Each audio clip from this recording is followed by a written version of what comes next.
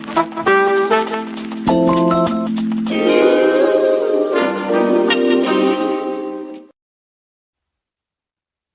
right, everyone, family, fellow letter carriers, welcome to the first edition of Mic Drop Mondays. Today is the Memorial Day holiday.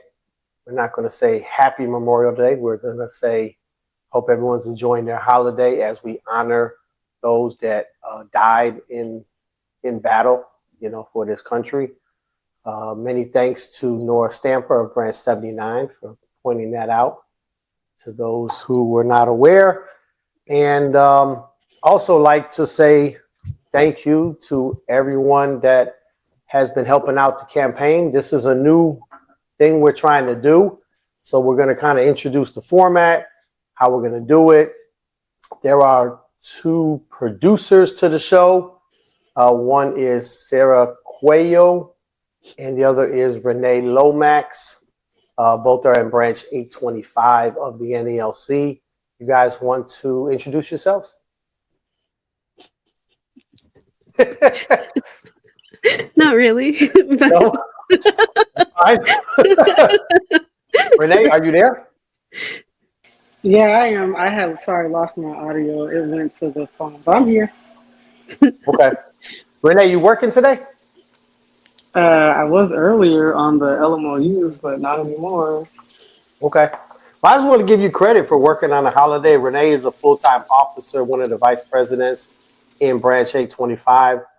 And so, she put in some work today on behalf of the branch. So we appreciate that. And everyone hopefully is able to enjoy the holiday, but, the show must go on and people have to work. So this format is going to be, we'll be able to record. So this one we're recording, we have the capability of doing it live. We're definitely going to work out some kinks before we do anything like that. So this one will record, and like I said, Sarah and Renee will put together all the production, and we'll see how it turns out, and we'll make adjustments as we go along. We will have the capability of taking on guests. We will have one guest on today.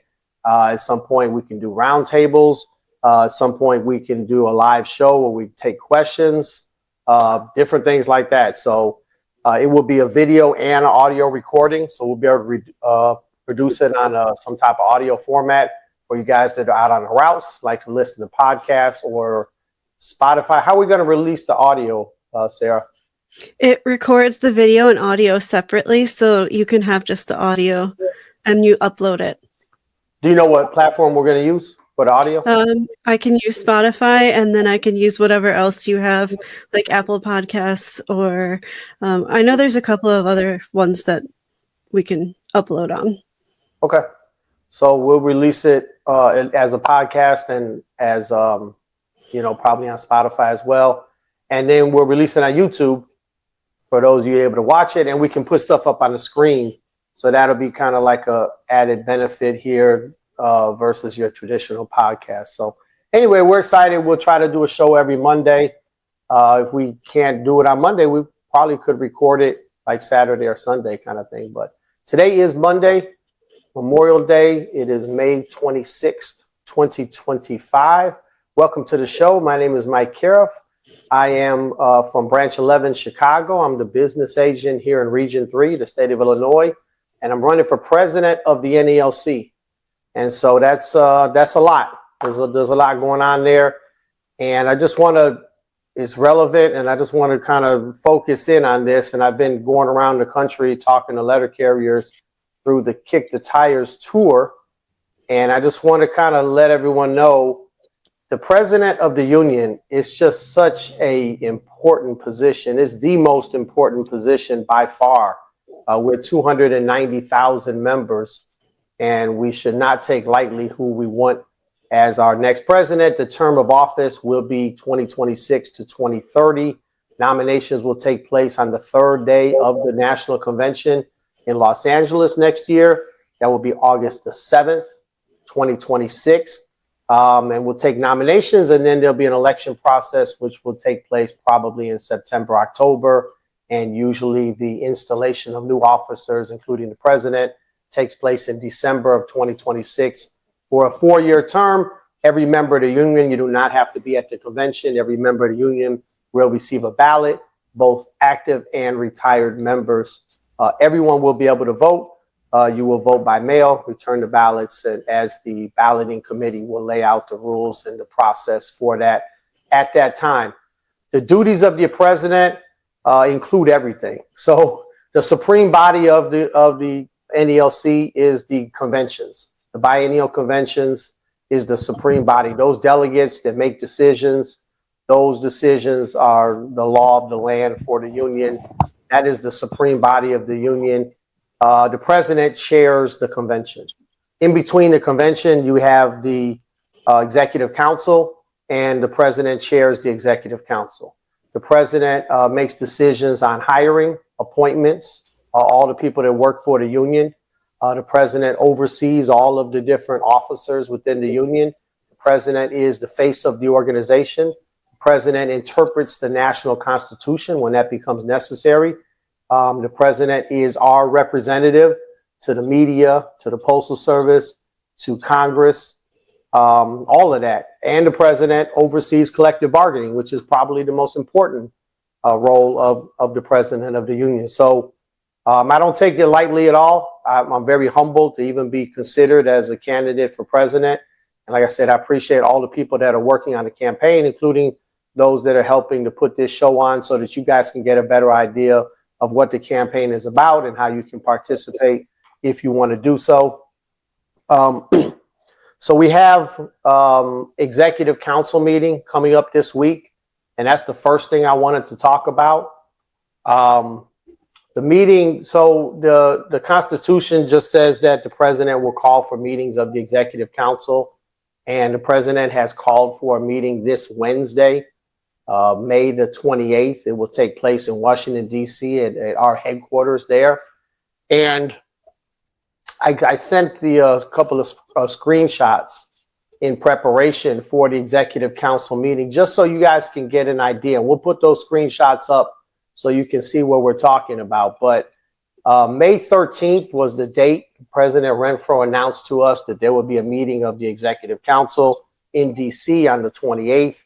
And then earlier this week, I believe it was the last Monday, maybe Tuesday the 20th, I sent out an email asking for the agenda for the meeting, just so, you know, we can all get prepared. Didn't hear nothing, so waited a couple of days. Friday morning, afternoon, anyway, at some point I sent another email follow-up, say, hey, you know, kind of need to know what the agenda is here, so that we got this holiday weekend coming up, and then Tuesday's a travel day for a lot of us on the council. And so we're needing to know what the agenda is going to be. And at that time, President Renfroe did respond to the email. But as you can see up on the screen, the response was very minimal. There's no lined out agenda. I mean, you guys, I'm on the board of the Illinois AFL-CIO. We always get an agenda, you know, and it's detailed.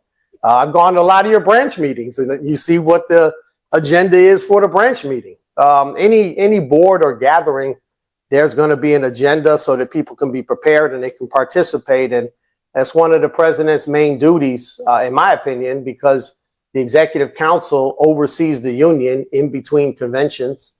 We'll put that language up. That language from the Constitution is in there, and I'll read it to you.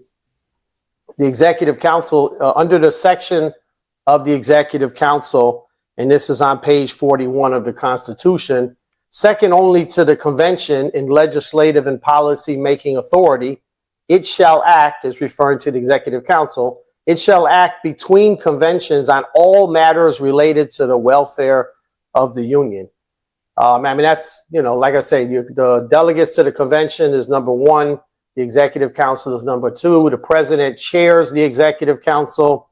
It says the president shall act as chairperson of the executive council when in session. And the response from President Renfroe when I asked him for the agenda was, I don't have it in front of me, but we'll put it up on the screen. But basically, we're going to talk about issues regarding the Postal Service and the tax on letter carriers, and basically what's going on out there, which is obviously one of the things that need to be on the agenda. So I asked them to please send us any reading materials on that topic so that we can be prepared ahead of time. If we're going to have a good, fruitful discussion, you kind of want to know what are the issues and what are the things so you can be prepared for. And then if there's going to be other, if we want to submit other items for discussion, and so there's a ton of them, how do we do that? Do we have to set up another date? Because we're only meeting that one day. And I don't, like I said, without knowing the agenda, you don't know how long that discussion is going to take place, if there's going to be time for other things. And there's certainly many things internal to the union and just things we're dealing with as letter carriers that certainly the Supreme Executive Council, the supreme body of the union in between conventions, is going to need to deal with. So you got, one of the big items is the charges that are pending now against the entire Executive Council. So as a lot of you probably aware, Brother Michael Rivera from Branch 70 in San Diego, he brought forward charges against President Renfroe and Executive Vice President Paul Barner. The Constitution says that you're supposed to appoint an investigator, and then you're supposed to determine if the charges are substantial or not. Instead of doing that, we sent him back a letter, him and the other people that were part of the charging party, and we told them basically that your charges can't proceed. And that was a violation of the Constitution. So Brother Rivera said, hey, I'm bringing charges against all of you guys on the executive board, even though there was 11 of us that voted the other way and 14 that voted to send a letter. But nonetheless, charges against all of us, because as a body, the body of the Executive Council, we made that decision, and that was a wrong decision in violation of the terms of our own Constitution. So that's out there. I believe there's other charges out there that need to be addressed. Of course, we have the proposal for a special convention to discuss collective bargaining. I won't go into all the details, but I did speak with Stephanie and Jenna, who are overseeing that push for a special convention later on this year. And their whole idea is that when we convened in Boston last year, we didn't know what the terms of the contract were. We didn't even have the tentative agreement. So if we're going to set our bargaining goals for next year, and our contract negotiations begin in February of next year, if we're going to do that next year, then we're going to have to convene as the supreme body, which the convention or a special meeting of the NALC with the delegates would be a supreme body. We would then direct our president, who oversees collective bargaining, and we would be able to consider amendments to the Constitution that would affect collective bargaining, because I think it's pretty unanimous, and I know you can't get 200,000 people to be unanimous, but damn near unanimous that process did not go well last time, and the results were not good last time. So for those of us that want to have our say prior to the start of negotiations, I understand that there's pros and cons to everything. But anyway, Jenna and Stephanie are just asking everyone to consider that, every branch of the union. So that's a big topic out there. And then you have the issues that we're having, like the grievance process is broken. There's huge delays. I've been proposing for a long time now within the Executive Council that we form a subcommittee so that we can kind of study a little bit deeper what the issues are and come up with some solutions on how we can address the backlog that's up and down. We do not have an actual national agreement. We don't have the terms of the contract. I know we're waiting on the rollout of the Article 8 changes, and I know we're waiting on the rollout of the new employee retention and mentoring program, but there is no contract agreed to. There's no joint contract administration manual to really enforce the terms of the contract that went into effect on March 21st of 2025. Here we are 2 months later, and we don't have the actual contract. I'd like to talk about that. I think that's a topic that the Executive Council should talk about. And I think there's plenty other topics. I'm sure I'm missing a lot of things that you guys feel, or any member of the Executive Council feels, are pertinent issues that need to be addressed. So I'm very disappointed in President Renfroe's leadership, not just on the collective bargaining, but on a lot of things. And the way he's run the executive council has not worked. The executive council is not a functioning body.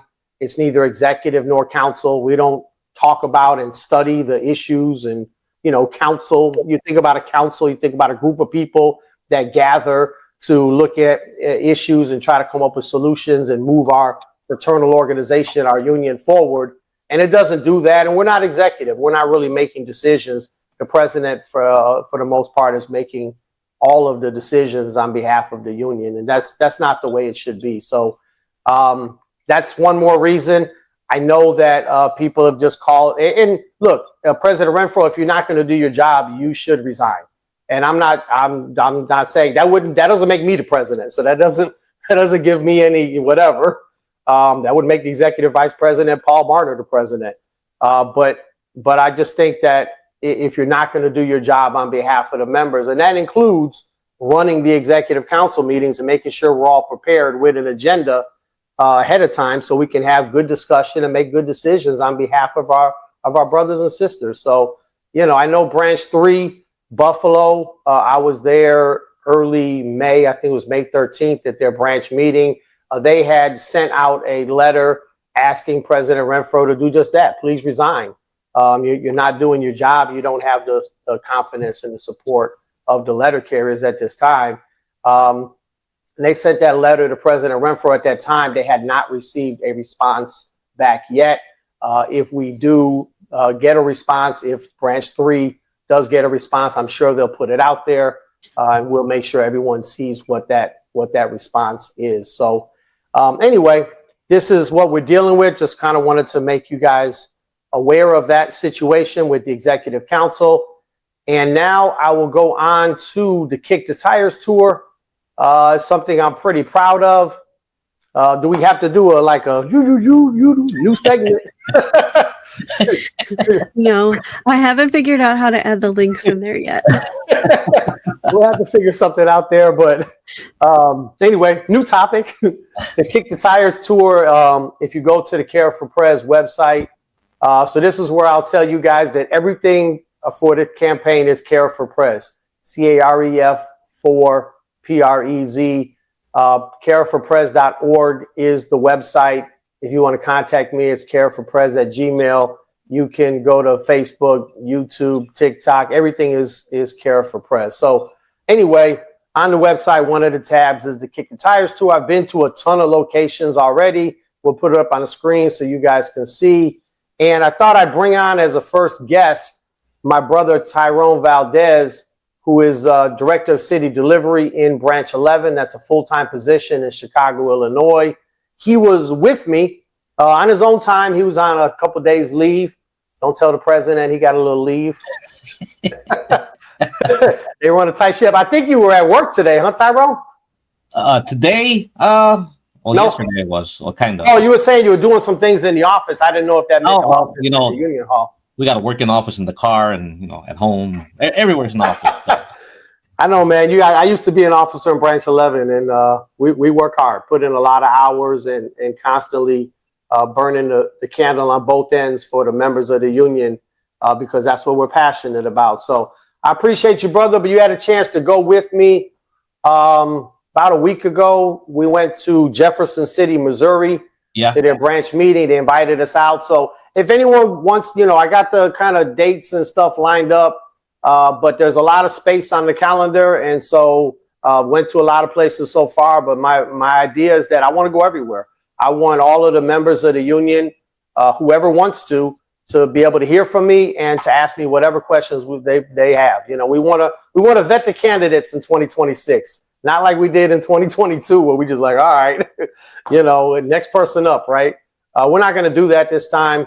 We're gonna get educated and informed, and we're gonna make the best possible selections we can, particularly for the candidates for president. So, Tyrone, I appreciate you going with me, man. Rode the train down there, met me, and we went into St. Louis, and then we drove from there.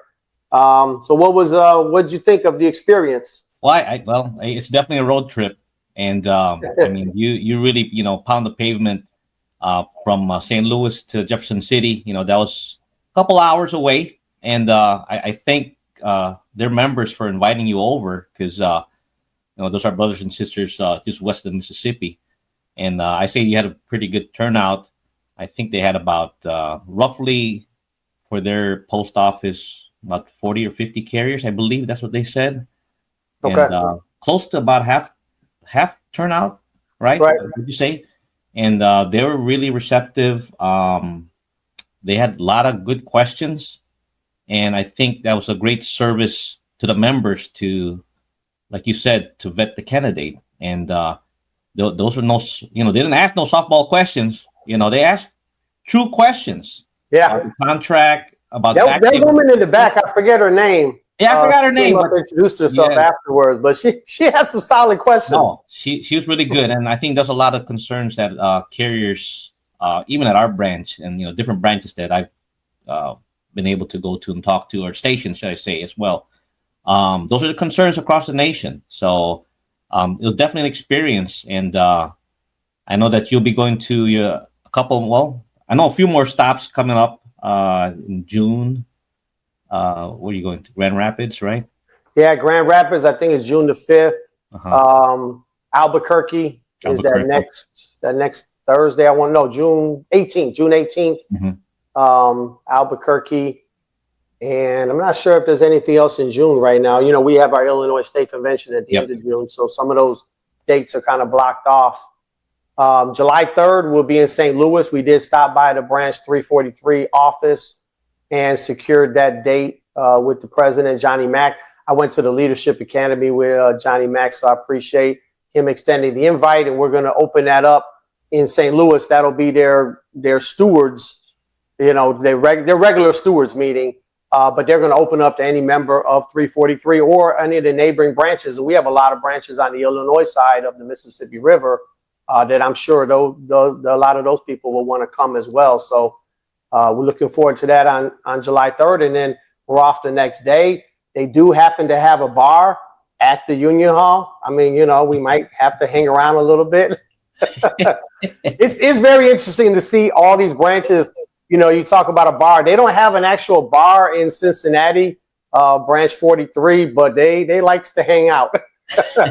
They likes to hang out at that Kentucky bourbon or whatever it is they're drinking after the meeting. But it's a ton of them that hang out, and you just see like how different branches conduct their meetings.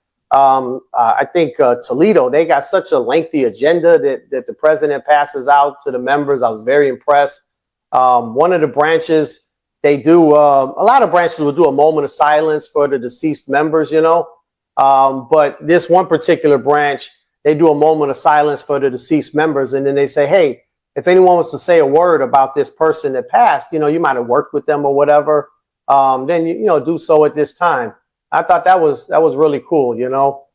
Memphis Branch 27, they pray invocation at the beginning of the meeting and at the end of the meeting. So you really feel blessed and protected when you enter and when you leave that joint. So it's been a blast, man. I appreciate you coming out to that meeting, trying to get different people that are volunteers on the campaign to go with me to the different stops. There's, when we get to these meetings, sometimes they're meetings, sometimes they're just different events that the branches are having. But sometimes we're doing recording, we're doing video, we're doing photography. We're passing stuff out. We got buttons, we got magnets you can put up on your case, things like that. And then, just engaging with the people. But Jefferson City was cool because you went to Leadership Academy with their past president, and he was there. So that was a little connection that you had there in Jefferson City as well. Yeah, it was great seeing him and his members that were there. So, and the hospitality was good. Finally got the food was good there at Jefferson City. It was good. They underplayed it a little bit. We asked if we were going to have to stop and eat or there was food there. We have a little something, but that was pretty good. It was good. It was good.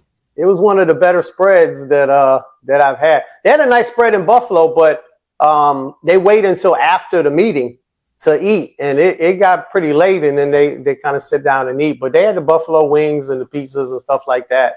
So that was pretty cool there as well. What class of the Leadership Academy were you in, brother? You don't wanna? I gotta say the best class, was 26. So I figured you'd say they were the best.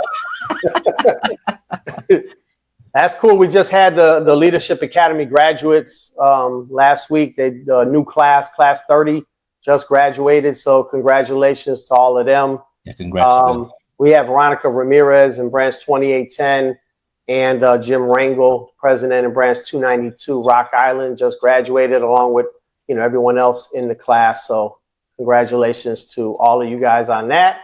And we're doing our Leadership Academy in Illinois. We do a Region 3 Leadership Academy, and their day of graduation will be June the 8th.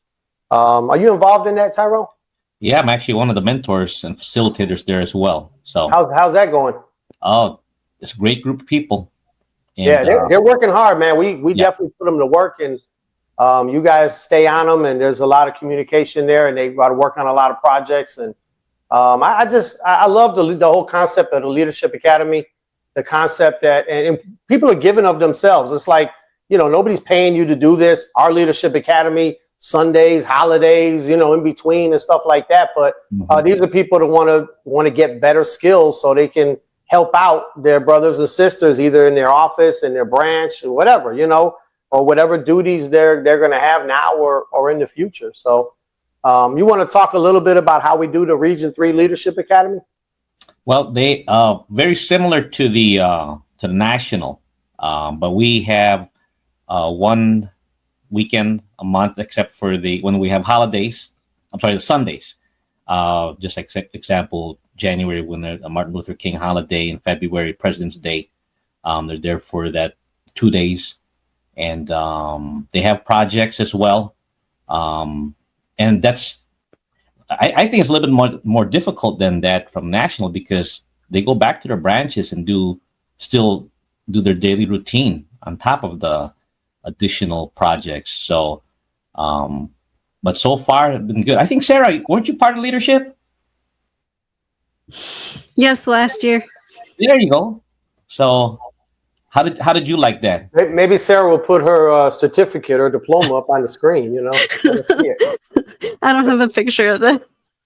Oh, you got it somewhere. I mean, it's at home. I just don't have a scan of it or anything. But yeah, it was fun. I feel like my class was kind of intense. We're all patiently waiting for our invite to this year's Region 3 graduation. Oh yeah. Oh, and it'll be June 8th, so consider yourself invited. That'll be definitely 2 Sundays from yesterday? Mm-hmm. Yeah. June 8th will be the graduation, so come on down. There you go. Got your invitation.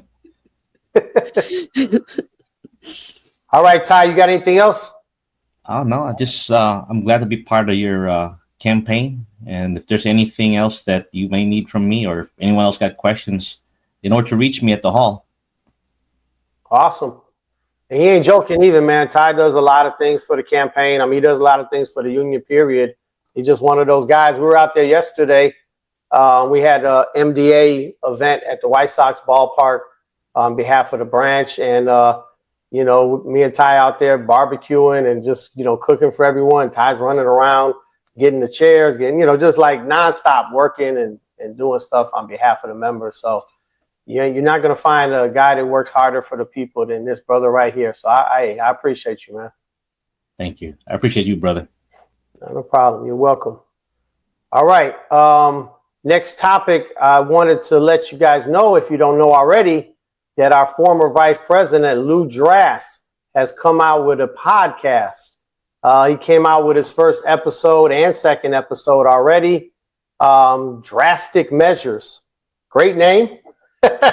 Great name. And good podcast, good information. I don't know if he's interested in running for office again. Like I say, he was the business agent in Region 8, and then he was the director of city delivery, and he was the vice president of the union. Did a lot of great things for the union. He was not shy in his podcast on letting us know some of the things that he's done. Lew and I go back a few years. I've learned a lot from Lew. I hope that he's learned a lot from me as well. We've certainly had a lot of debates and discussions about particular grievances or the direction of the union or whatever over the years, and I've always enjoyed his insight. A very intelligent guy. Even when he's had a few Jack Daniels, that brother is sharp. So I think he's a great asset to the union. If he's just doing a podcast to kind of, talk about things and provide information to the members of the union, I think that's great. If he wants to run for office in 2026, I think that's great. I would just say to Lew and anyone else that wants to run, I'm in favor of a lot of people. I'm in favor of whoever wants to run being able to run. The Constitution says any member of the union can run for any position, and that's the way it should be. That's the way the law says it, and that should be the way we practice, and we shouldn't try to put roadblocks in the way. And one of the concerns that all of us have is that there's going to be a lot of candidates against the incumbent, Brian Renfroe, if he chooses to run again. And if he runs and then there's like 5 other candidates and let's say we all split our votes and then say President Renfroe gets like 20-25%, because you got to keep in mind the incumbent always has a certain advantage. The postal record comes out once a month. They're always right there at the front. The president is a known name, even if this president hasn't been overly popular, I don't think, with the membership. I still think he has a chance to win the election next year, and I wouldn't take his candidacy if he chooses to run lightly. So I would tell Lew, and the same thing I talked to Brother James Henry about, and everybody, is that we want as many candidates as want to run, because we don't want to stifle the democratic process. But at the same time, we want to make sure that the will of the members is heard. And so if, in fact, President Renfroe only gets 25% of the vote or 30% of the vote, he should not win the election based on that. And so there's a proposal out there that's being put out by Caref4Prez. I hope I pronounced that right. He's a Branch 18. He's one of the guys that hosts the Next Generation Letter Carriers podcast. There's 3 of them, and then they bring on guests as well. But he did a whole episode. We'll share that link for that episode for you guys if you want to hear more information about the idea of ranked choice voting. I like it a lot. I think it gives everyone the opportunity to run, and it makes sure that whoever wins is going to have the support of at least 50% of the membership. And so I'll play at the end of this show, I'll play a little video from Australia, because they do this type of voting system in Australia. They do it in a lot of countries. I forget where it was. I think it was in Cleveland, and I was talking about it as being an idea out there. And one of the guys stood up and he goes, "Oh yeah, they do that in my country, and we love it. We don't understand the way you guys vote here, because the way we vote is divisive. It's like it's either me or you. And the ranked choice voting allows you to say, okay, it's almost like a bid sheet. If I had my way, I would pick this person first. But if this person doesn't have the support to win, then I want this person second and this person third. And when you go fill out your ballot, you don't have to put a second and third choice. If you say, I just want to put one person, that's fine. It doesn't prohibit you in that way, but it would allow you to put a second and a third choice. And then, like I say, if you watch the video, we'll just play the video at the end of this thing so you can see what it looks like. But it's, I think it's a lot better system. If we wanted to adopt that system, we would have to change the Constitution. And I know that whether or not we have a special convention or not this year, there are going to be, because if we have a special convention, any amendments pertaining to collective bargaining or resolutions pertaining to collective bargaining could be brought forward.